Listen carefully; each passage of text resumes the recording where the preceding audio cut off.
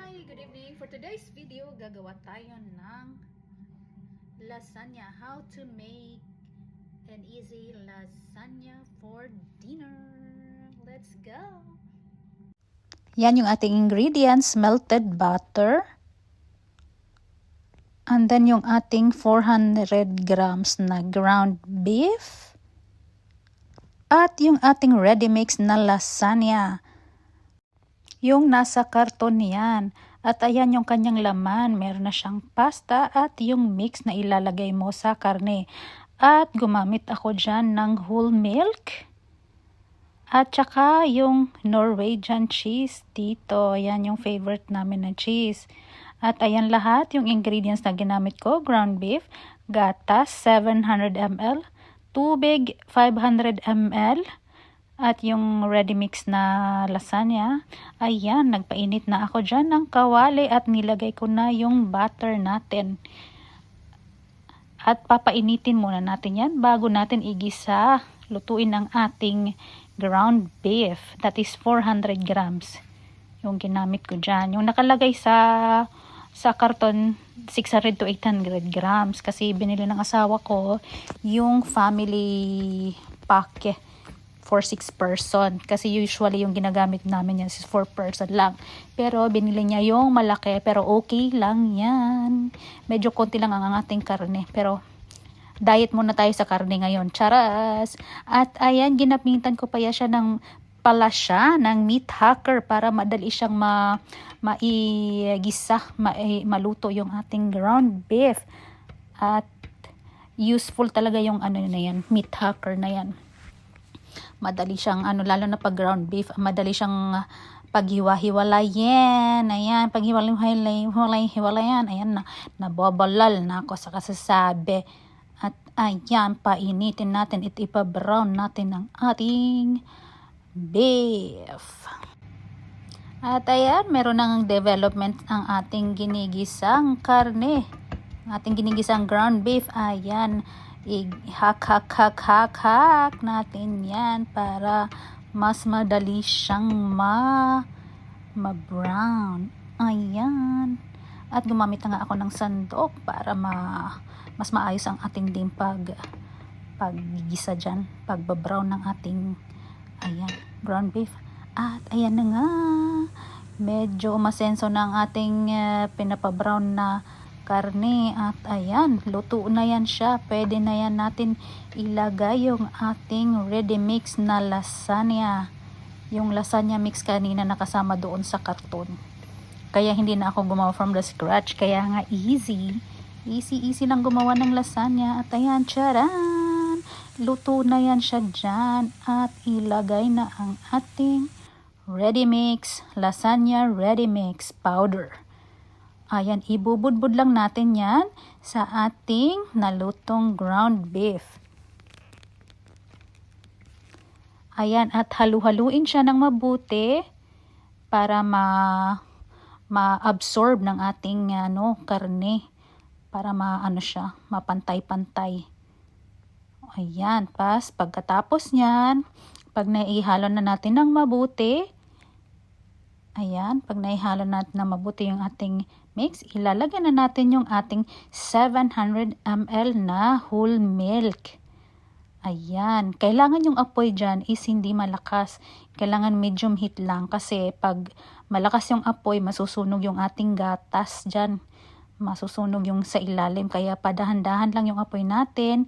I-mix natin yan ng dahan-dahan. Ayan. Tapos, pagkatapos nyan, lalagyan din natin yan ng tubig.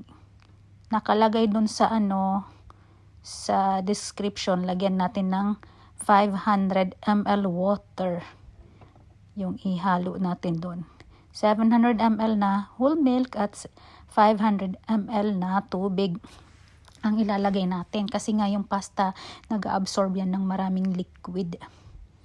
Ayan. I-follow lang natin yung nandoon na tinasabing obscript, yung recipe na nandoon sa labas ng karton. At ayan nga, bumukal na siya, kumukulo na siya. At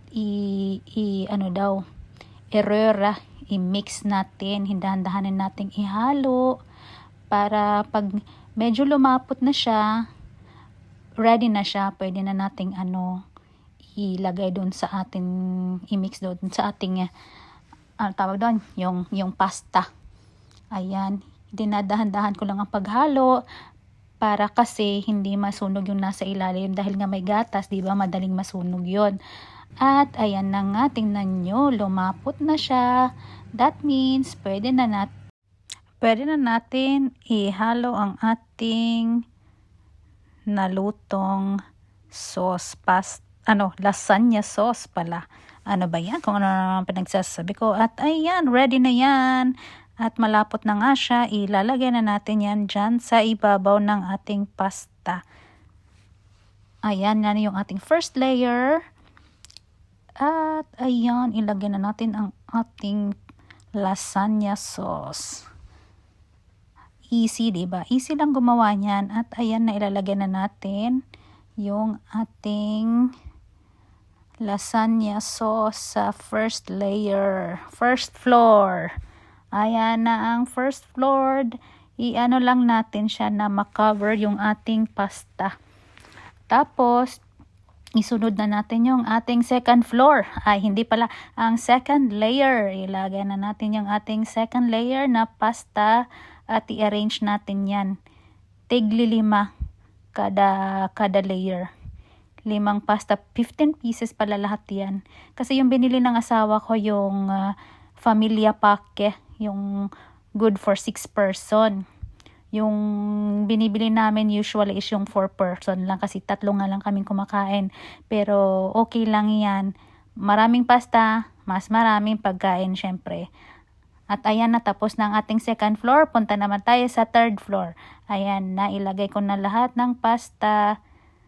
At iubusin na natin lahat yung ating lasagna sauce dyan.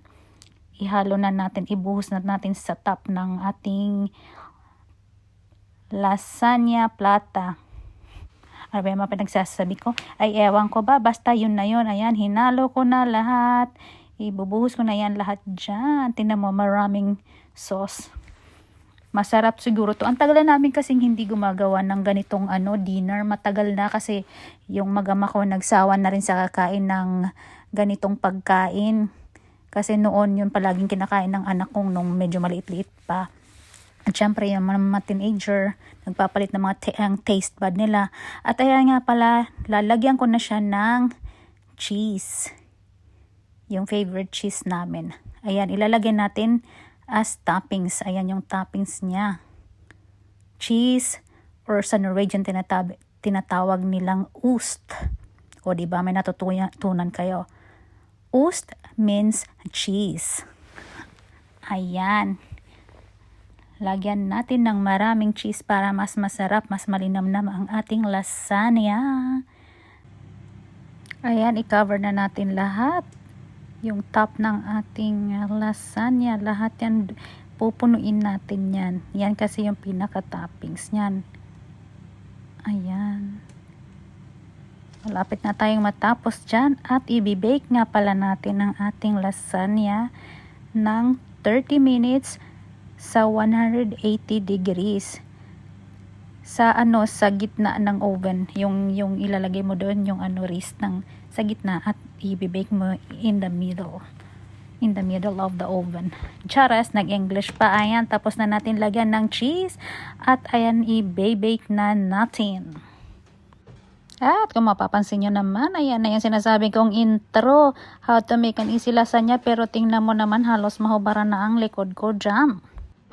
Okay, Google, set timer till 30 minuter. Ayan. O, diba? Nag-timer na 30 minutes, tapos na ang ating lasagna. Ayan, natapos na ang timer, tapos ang 30 minutes. At ayan, luto na ang ating lasagna. Atin ang the lasagna is ready. Ay, naku naman, pagpasensya na ang aking likod. At ako'y naiinitan. Siya, ayan. Tapos na ang ating lasagna at kumain na nga tayo. Huwag nyo nang papansinin yung aking likod na yan. Kasi yan ang sinasabing telecogenic. Ayan. Let's eat our lasagna. Ang sarap niyan. At ayan, naghiwa na nga ako. At titikman natin kung masarap nga ba. Ayan. Hintay ko muna yan ng 10 minutes bago ko siya hiwain para at least ma-absorb niya yung kanyang sauce para hindi masyadong matubig. At least na-absorb niya muna. Ayan. Medyo hindi nga ako nakakahintay dyan kasi gutom na ako. Gutom na sila kami. At enjoy sa ating dinner at sana nagustuhan nyo ang ating niluto ngayon. And for recipe, ayan, tingnan nyo sa last video. Ayan, nilagyan ko pala ng rucola salad para mas healthy. Ayan. Bon appetit! Kain po tayo. Salamat sa panonood.